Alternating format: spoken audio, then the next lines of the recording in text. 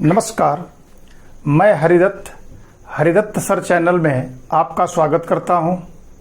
आज हम लोग बंगाल के बारे में अध्ययन करेंगे और प्लासी की काली रात एवं ब्लैक होल की घटना का व्यापक वर्णन करेंगे।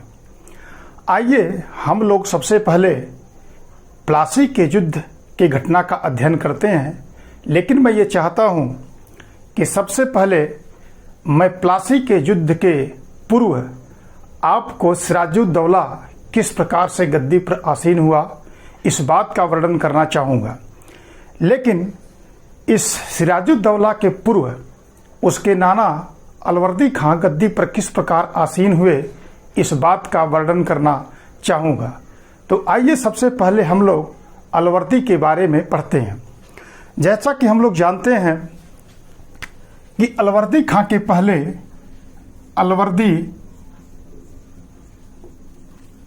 पहले बंगाल का जो नवाब था सरफराज खान था। और सरफराज खान एक कमज़ोर शासक था और उस समय इसका दीवान जो था, इसका दीवान हाजी अहमद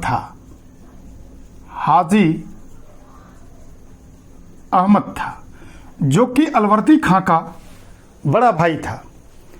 और इसी के अधीन आकर के या इसी का सहयोग प्राप्त करके अलवर्दी खां सरफराज खान का करीबी बन गया और इसे उप दीवान का पद मिला था। लेकिन इसी बीच में अलवर्दी खां ने एक चाल चली और 3 लोगों को आपस में मिला लिया। पहला था हाजी अहमद, दूसरा था आलमचंद और तीसरा था जगत सेठ। इन तीनों को मिला करके इसने एक षड्यंत्र गढ़ा और इस षड्यंत्र के अंतर्गत अलवर्दी खां ने सरफराज खान को इन तीनों के साथ मिल करके गिरिया के युद्ध में, गिरिया नामक स्थान पर, जो कि 10 अप्रैल 1740 को उसने हत्या कर दी। और हत्या करने के बाद वह गद्दी पर आसीन हुआ। तो इस प्रकार से हम देखते हैं कि सरफराज खान एक कमज़ोर शासक था और इसके खिलाफ अलवर्दी खां एक षड्यंत्र रचा और अपने 3 सहयोगियों, अपने बड़े भाई हाजी अहमद, आलमचंद और जगत सेठ के साथ मिलकर के 10 अप्रैल 1740 को गिरिया में उसकी हत्या कर दी। और इस प्रकार से 1740 ईस्वी में यह गद्दी पर आसीन हुआ। और गद्दी पर आसीन होने के बाद थोड़ा सा मैं आपको इसके बारे में और बता दूं कि इसका मूल नाम जो था वो मिर्जा मोहम्मद अली था। और इसने महावत जंग की उपाधि को धारण किया था। किस उपाधि को? महावत जंग की उपाधि को धारण किया था। इसने अपने एक सहयोगी मुतमान-उद-दौला के साथ मिलकर के इसने उस समय के मुगल बादशाह को 2 करोड़ रुपया रिश्वत दे करके और अपने आप को बंगाल का नवाब घोषित कर दिया। इस प्रकार से देखते हैं कि मुतमान-उद-दौला के सहयोग से उसने मोहम्मद शाह रंगीला से 2 करोड़ की रिश्वत दे करके अपने बंगाल का नवाब बन गया। लेकिन बंगाल के नवाब बनने के बाद इसके सामने कौन कौन सी समस्याएं थी या कौन कौन लोग इसके विरोधी थे, इसकी चर्चा अब हम लोग करते हैं। जैसा कि हम जानते हैं कि अलवर्दी खां के मुख्यतः 3 विरोधी थे। एक तो मराठे, दूसरे अफगान थे, जबकि तीसरे इसके विरोधी, जो सबसे प्रबल विरोधी थे, वो अंग्रेज थे। इन तीनों विरोधियों से पार पाना अलवर्दी के लिए सबसे कठिन काम था।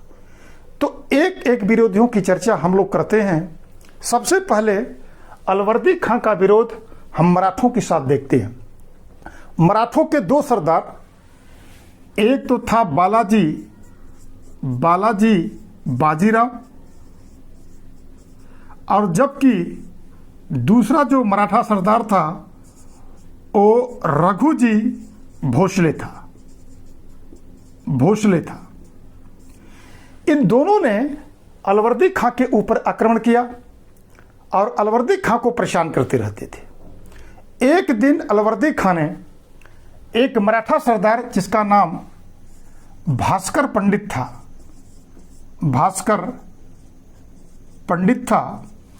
इस भास्कर पंडित को इसने कासिम बाजार के निकट पराजित कर दिया और उसकी हत्या कर दी।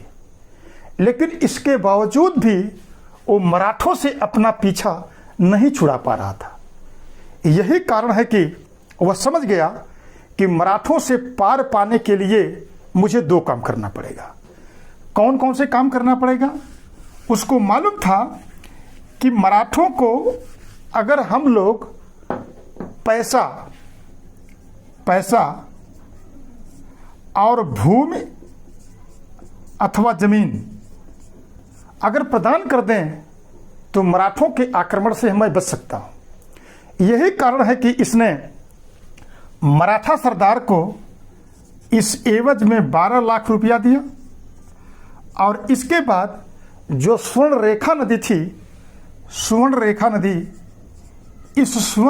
नदी के दक्षिणी हिस्से को उसने दे दिया और उसने अपने बंगाल राज्य की सीमा को स्वर्ण रेखा नदी के उत्तरी हिस्से को बंगाल के रूप में देखा और स्वर्ण रेखा के दक्षिणी हिस्से जो कि उस समय उड़ीसा क्षेत्र के अंतर्गत आते थे उसको दे करके समझौता कर लिया और इस प्रकार से आने वाले आक्रमणों से, मराठों के आक्रमणों से वह बच गया। दूसरी समस्या मैंने आपको बताई कि अफगानों की समस्या थी। इसके शासनकाल में अफगानों ने पटना पर आक्रमण कर दिया। कहाँ आक्रमण किया? पटना पर। और 3 महीने तक उसने पटना पर शासन किया। लेकिन अलवर्दी खां ने अफगानों को पराजित करने के लिए, इस पटना पर कब्जा करने के लिए 2 युद्ध लड़ा। एक तो युद्ध था रानी के सराय का युद्ध और दूसरा जो युद्ध था वो चाक का युद्ध था। इन दोनों युद्ध में उसने अफगानों को पराजित करके और पटना से उनको बाहर निकाला।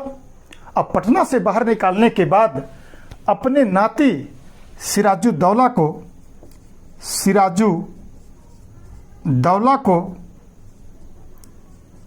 उसने पटना का उप दीवान नियुक्त किया और सिराजुद्दौला की मदद करने के लिए राजा जानकी राय को उसका सहयोगी नियुक्त किया।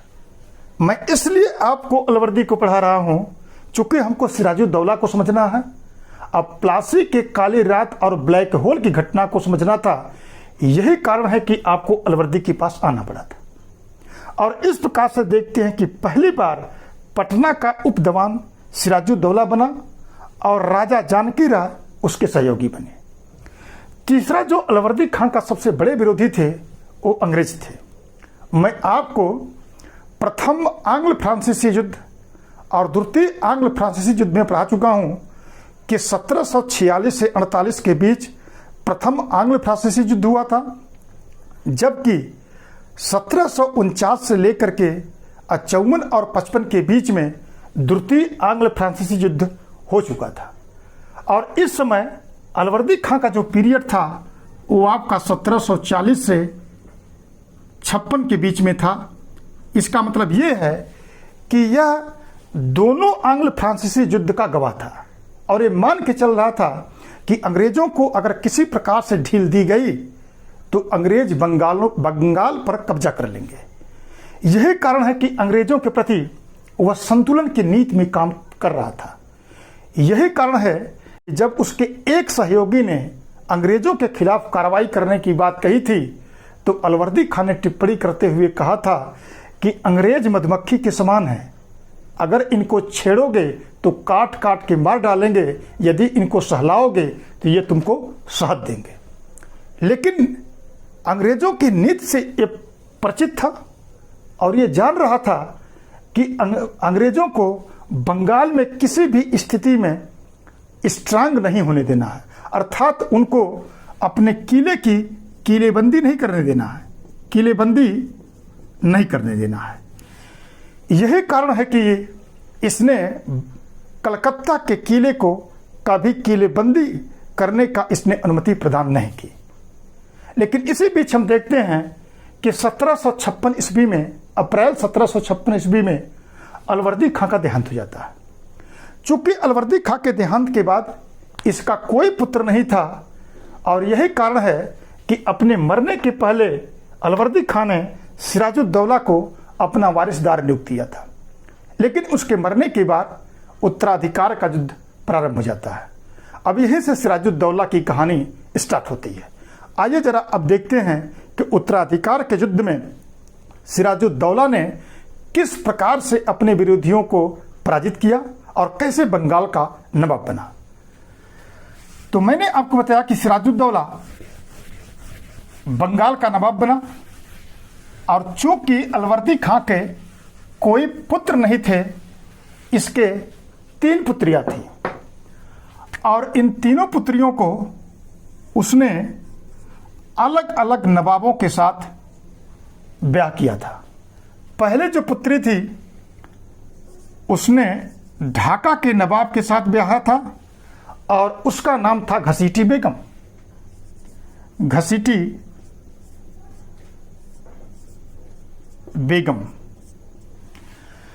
जबकि दूसरी जो उसकी पुत्री थी वो पटना के नवाब के साथ ब्याह गई थी और उसके उस पुत्री का नाम था अमीना बेगम, अमीना बेगम। जबकि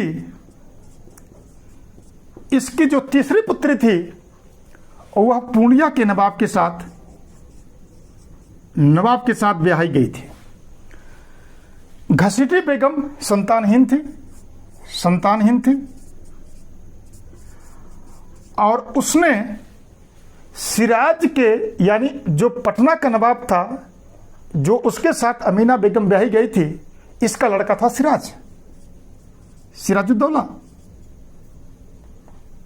सिराज था। इसके छोटे भाई को उसने गोद ले रखा था और वो चाहते थे कि अलवर्दी खां की मृत्यु के बाद जिस लड़कों को उसने गोद ले रखा था वही बंगाल का नवाब बने। लेकिन अलवर्दी खां किसको चाहता था? सिराजुद्दौला को। उसने घोषित भी कर रखा था। एक तीसरा जो पूर्णिया के नवाब के साथ इसकी लड़की ब्याही गई थी, इसका एक लड़का था जिसका नाम था शौकत जंग था। और शौकत जंग भी गद्दी पर आसीन होने के लिए तैयार था। और इस प्रकार से देखते हैं कि अलवर्दी खां के मृत्यु के बाद इन तीनों के बीच उत्तराधिकार का युद्ध स्टार्ट हो गया। लेकिन सबसे योग्य इसमें सिराजुद्दौला था और इस अलवर्दी खां ने सिराज को अपना उत्तराधिकारी भी बनाया था। जैसे ही यह बंगाल का नवाब बना तो सबसे पहले इसने घसीटी बेगम, जो कि ढाका के नवाब के साथ ब्याही गई थी, उसने मोती झील के जो उसकी जागीरदारी थी उसको जब्त कर लिया। और क्योंकि जानता था कि भाई कोई आगे ना तो पीछे भगा, इनके पास तो कोई है नहीं, ये सारी संपत्ति मेरी ही आनी है, तो इसलिए उसने इसके जो जागीर थी उसको जब्त कर लिया। दूसरा जो शौकत जंग था, शौकत जंग सिराजुद्दौला को अपना प्रतिद्वंदी मानता था और उस समय मुगल बादशाह आलमगीर के साथ मिलकर के आलिमगीर द्वितीय से उसने बंगाल के नवाब की पदवी भी प्राप्त कर लिया। लेकिन सिराजुद्दौला ने शौकत जंग को 1756 के मनिहारी के युद्ध में इनको पराजित करके इनकी हत्या कर दी और इस प्रकार से सिराजुद्दौला बंगाल का नवाब बन गया। अब यही से हम देखते हैं कि जो सबसे प्रबल प्रतिद्वंदी सिराजुद्दौला के थे अंग्रेज, उनके साथ सिराजुद्दौला की संघर्ष की शुरुआत होती है। मैंने आपको बताया था कि इस समय तक प्रथम और द्वितीय आंग्ल फ्रांसीसी युद्ध हो चुके थे और अंग्रेज अपनी सत्ता को बंगाल में स्थापित करने की कोशिश कर रहे थे और यही कारण है कि ये सब अपनी स्थिति मजबूत करने के लिए बंगाल में किलेबंदी करना शुरू कर चुके थे। लेकिन मैंने आपको ये बताया था कि अलवर्दी खां इसकी इजाज़त नहीं दिया था। तो जिस समय सिराजुद्दौला उत्तराधिकार का युद्ध लड़ रहा था, सिराजुद्दौला उत्तराधिकार का युद्ध लड़ रहा था, उसी समय अंग्रेजों ने किलेबंदी करना शुरू कर दिया। तो सबसे पहले सिराजुद्दौला और अंग्रेजों के बीच जो सबसे बड़ा विवाद था वो था कलकत्ता के किले की घेरेबंदी करना, किलेबंदी करना। यानी कलकत्ता का जो फोर्ट विलियम किला था, उस फोर्ट विलियम के चारों तरफ इन्होंने खाई खोद करके और उसकी किलेबंदी करना शुरू किया और उस पर धीरे धीरे तोप चढ़ाना भी शुरू कर दिया। और जब इस बात की सूचना सिराजुद्दौला को मिली तो उसने अंग्रेजों से इस खाई को पाटने और किलाबंदी को न करने का आदेश सुनाया। लेकिन अंग्रेज कहाँ मानने वाले थे। तो पहली गलती तो ये हुई। दूसरी गलती ये थी कि मैंने आपको घसीटी बेगम को पढ़ाया था और घसीटी बेगम का जो दीवान था कृष्ण बल्लभ, इसने घसीटी बेगम के जो संपत्ति थी उसको छिपाने का काम किया।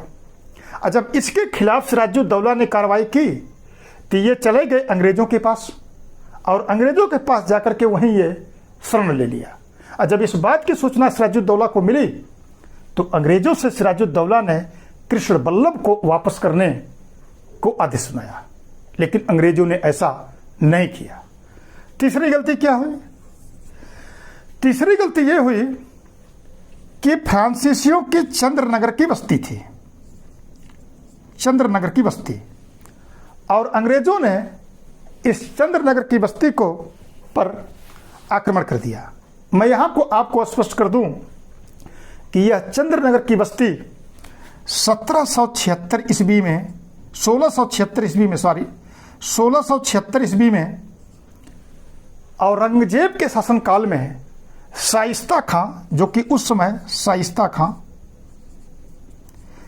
उस समय बंगाल का गवर्नर था, औरंगजेब के शासनकाल में फ्रांसीसियों ने इस चंद्रनगर की बस्ती को खरीदा था। इसलिए मैं इसको बताना चाह रहा हूं कि यह कभी भी सवाल बन सकता है कि चंद्रनगर की बस्ती को फ्रांसीसियों ने किससे खरीदा था, या उस समय बंगाल का गवर्नर कौन था? शाइस्ता खां था, शाइस्ता खां से खरीदा था। और अंग्रेजों ने फ्रांसीसियों की इस बस्ती पर आक्रमण कर दिया। और जब सिराजुद्दौला को इस बात की सूचना मिली तो सिराजुद्दौला ने अंग्रेजों से ऐसा न कुछ करने की सलाह दी थी, लेकिन अंग्रेज उसकी बात को नहीं माने। फिर हम ये देखते हैं कि अंग्रेजों से वार्ता करने के लिए सिराजुद्दौला ने अपने एक सहयोगी नारायण सिंह को अंग्रेजों के पास भेजा था, लेकिन अंग्रेजों ने नारायण सिंह को अपमानित करके सिराजुद्दौला के पास भेज दिया। और इससे जो है कि सिराजुद्दौला के क्रोध का ठिकाना नहीं रहा और समझ गया कि अब अंग्रेजों के साथ एक युद्ध अनिवार्य दिखाई दे रहा है। और इसी परिप्रेक्ष्य में हम देख रहे हैं कि सिराजुद्दौला ने अंग्रेजों को नियंत्रित करने के लिए जून 1756 को, यानी एक तरफ मैं सिराजुद्दौला को दिखा रहा हूं, दूसरी तरफ अंग्रेजों को, यानी इन दोनों के बीच में जून 1756 ईस्वी को इसने कलकत्ता पर आक्रमण किया। और कलकत्ता पर आक्रमण करने के बाद उस समय कलकत्ता के किले का जो प्रमुख हुआ करता था वो था रोजर ड्रेक और मिस्चिन। इन दोनों ने जब देखा कि सिराजुद्दौला की एक विशाल सेना आ रही है तो इन्होंने कलकत्ता के किले को छोड़ करके और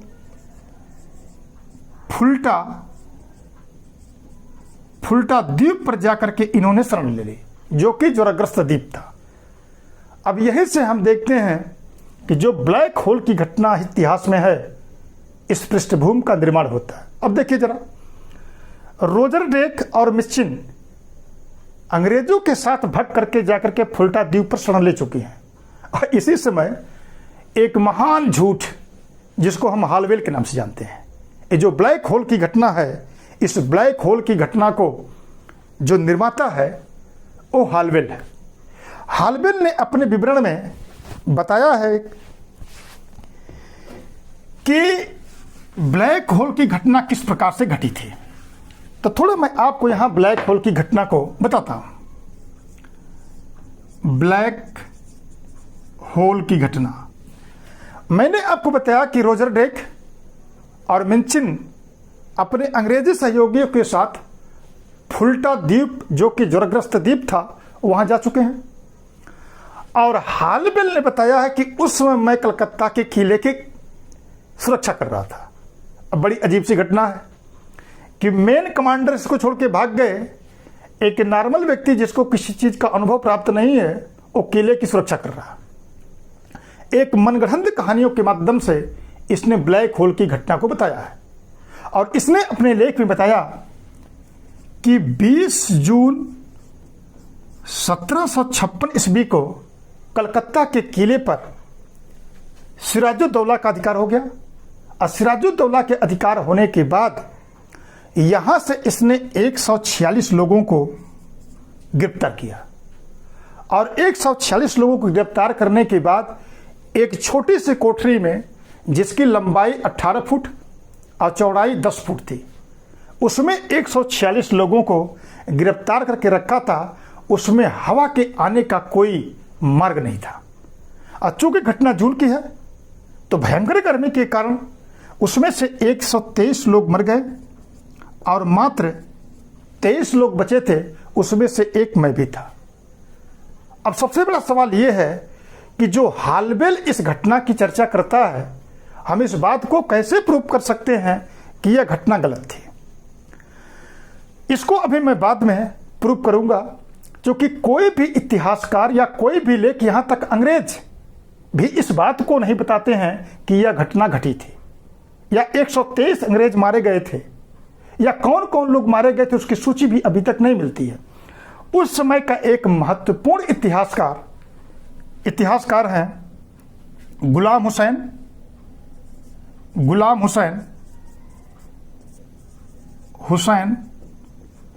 इन्होंने अपनी पुस्तक सियार उल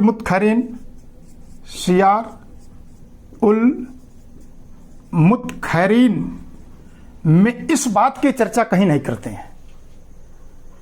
इसका मतलब यह है चूंकि जो सियार उल मुतखैरीन है, यह बंगाल का व्यापक वर्णन किया गया, सिराजुद्दौला के हर नाकामियों को और उसका निष्पक्ष वर्णन इन्होंने किया है। और इतनी बड़ी घटना होती और उस पर गुलाम हुसैन की नज़र न हो, यह सोच से परे की चीज़ है। और दूसरी बात है कि अंग्रेज इतनी बड़ी ट्रेजेडी होती, 123 लोग मारे जाते और इस परिप्रेक्ष्य में सिराजुद्दौला से कोई वार्ता न करते अंग्रेज, यह भी बात सही समझ में नहीं आती है। तीसरा, मैंने आपको बताया कि कौन कौन से लोग मारे गए थे, क्या नाम था, इसके बारे में कोई सूची कहीं नहीं मिलती है। सिर्फ हमको हालवेल इस बात को बताता है। इसलिए अधिकतर इतिहासकारों ने माना है कि ब्लैक होल की घटना एक कोरी कल्पना थी। लेकिन मैंने आपको बताया कि जब जून 1756 को कलकत्ता के किले पर सिराजुद्दौला का अधिकार हो गया और इस बात की सूचना पहुंची मद्रास, जो कि उस समय अंग्रेजों का गढ़ था, मद्रास आई। और इस मद्रास में दो लोग थे, एक तो था आपका क्लाइव और दूसरा था वाटसन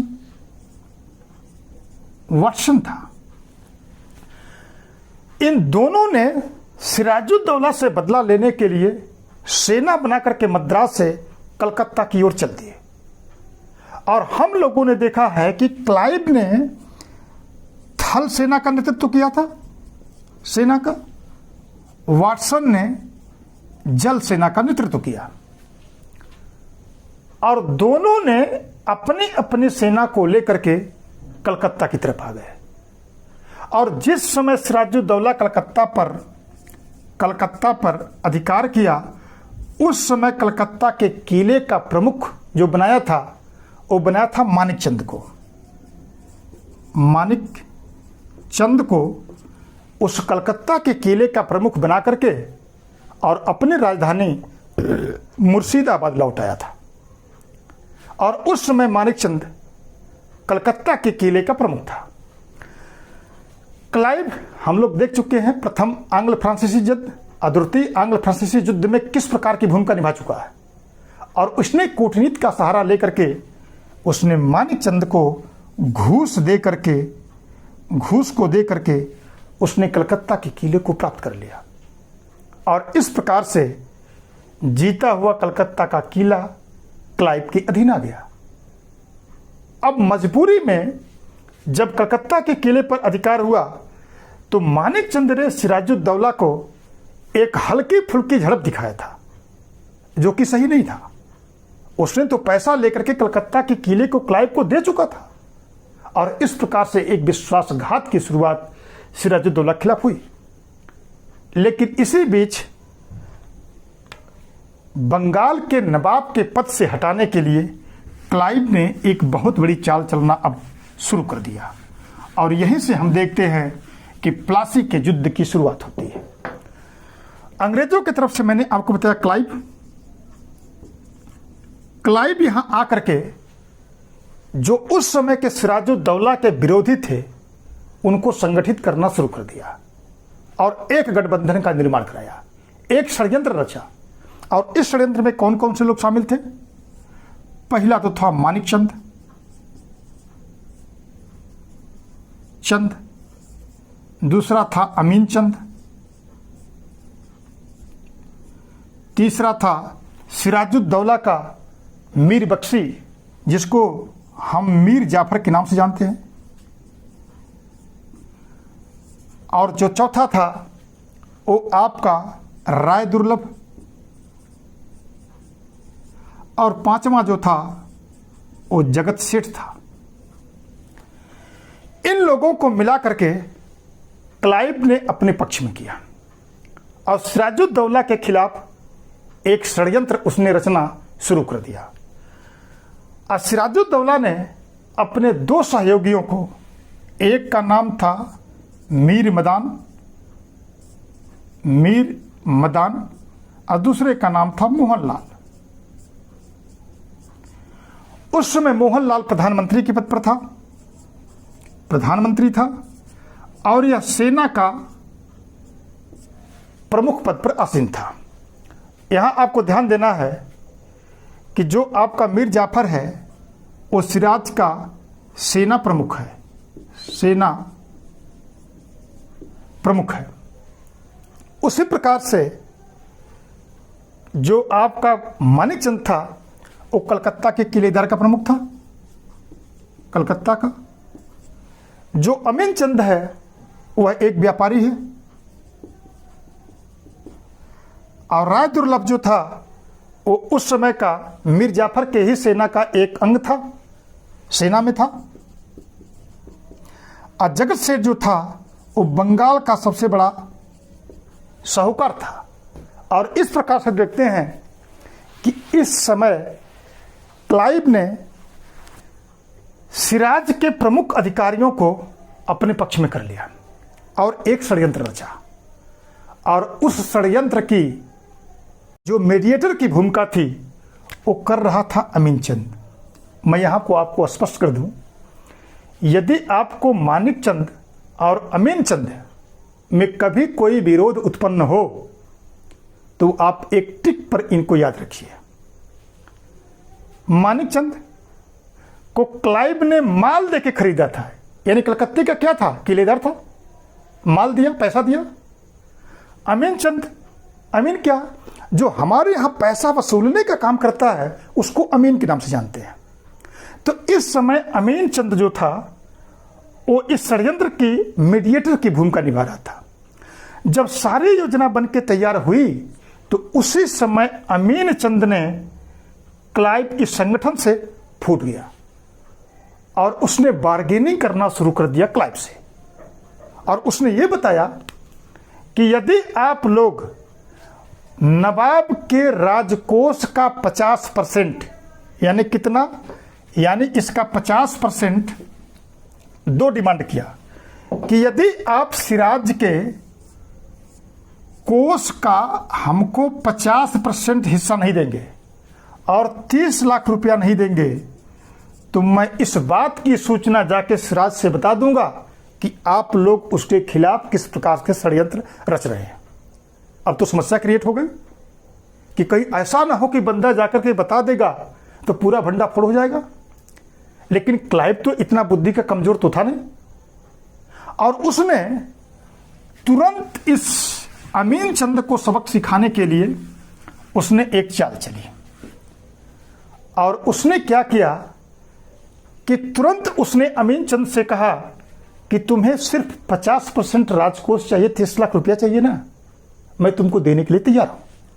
लेकिन अमीनचंद जानता था कि क्लाइव बहुत धूर्त आदमी है, ये देगा नहीं मुझको, इसलिए कहा कि अगर युद्ध खत्म हो जाएगा और नवाब पराजित हो जाएगा तो इस बात की क्या गारंटी है कि आप मुझे पैसा वापस कर देंगे या दे देंगे। तो उसके विश्वास को जीतने के लिए क्लाइव ने पत्र तैयार किया। और आज भी हम देखते हैं कि भारत सरकार का जो सरकारी पत्र होता है उसको हम श्वेत पत्र के नाम से जानते हैं।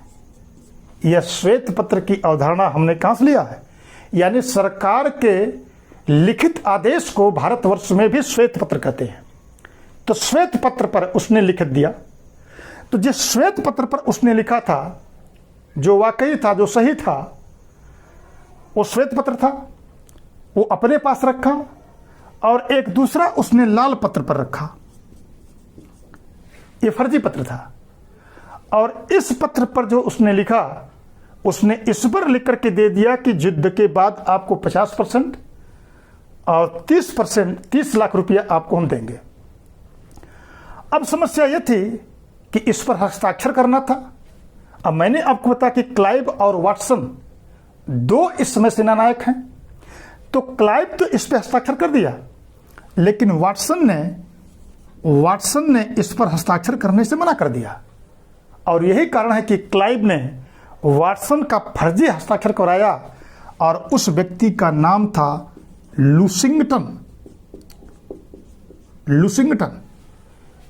लुसिंगटन से फर्जी हस्ताक्षर करवा करके इसने अमीनचंद को दे दिया। अब षड्यंत्र बन गया। और षड्यंत्र बनने के बाद अब हम देखते हैं कि 23 जून 1757 को प्लासी की वह काली रात, जून 1757 को प्लासी का युद्ध शुरू हुआ। और मैंने आपको पहले ही बता चुका हूं कि इस युद्ध में सिराजुद्दौला के जो प्रमुख सेना नायक और उसके प्रमुख अधिकारी थे वो पहले ही क्लाइव से मिल चुके थे। जब दोनों की सेना प्लासी के मैदान में, जो कि नादिया जिले में गंगा नदी के तट पर है, मैं यहां आपको स्पष्ट कर दूं कि यह सवाल पूछा जा चुका है कि प्लासी का मैदान किस नदी के तट पर है। तो यहां अगर भागीरथी और गंगा दोनों दिया है तो प्रायोरिटी आप गंगा को देंगे, न कि भागीरथी को देंगे। उसका प्रमुख कारण यह है कि मुख्य रूप से इस नदी को यहां पर हम गंगा के नाम से ही जानते हैं, भागीरथी उसके बाद शुरू होती है, जबकि उसी का हिस्सा हो गई है। अब माजरा ये है कि 23 जून 1757 को नादिया जिले में गंगा नदी के तट पर दोनों की सेनाएं आ जाती हैं। और मैंने आपको बताया कि मीर जाफर जो इसका प्रमुख सेनानायक था वो क्लाइव से मिल चुका था और नवाब बनने की इच्छा रख रहा था, और अंग्रेजों ने इनको आश्वासन दे रखा था कि सिराजुद्दौला के पराजित हो जाने के बाद आपको ही हम कलकत्ता का नवाब बनाएंगे। और इस प्रकार से हम देखते हैं कि जब युद्ध हुआ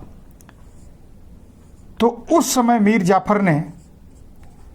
जाफर ने सिराजुद्दौला को कपटपूर्ण परामर्श दिया, और उस समय सेना के बाएं अंग का यह कमांडर था, बाएं अंग का, जबकि राय दुर्लभ उस समय दाएं अंग का प्रमुख था, और जबकि दोनों मिल चुके हैं क्लाइव से। और इस प्रकार से कपटपूर्ण परामर्श दिया सिराजुद्दौला को कि हम तो युद्ध जाएंगे और अंग्रेज पराजित हो जाएंगे, आपको युद्ध भूमि में रहने की क्या जरूरत है।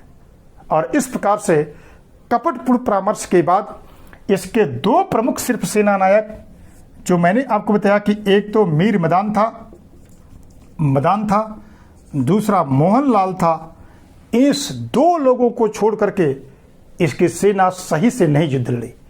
और इस प्रकार से देते हैं कि इस प्लासी के मैदान में इन दोनों की हत्या हो जाती है, और इस प्रकार से क्लाइव इस युद्ध का विजेता हो जाता है। और जब इस बात की सूचना सिराजुद्दौला को मिलती है कि हमारी सेना युद्ध हार गई है, तो यह ऊंट पर अपनी जान बचाने के लिए भागता है। और मुर्शिदाबाद से जब वो पटना की तरफ आ रहा होता है, तभी मीर जाफर के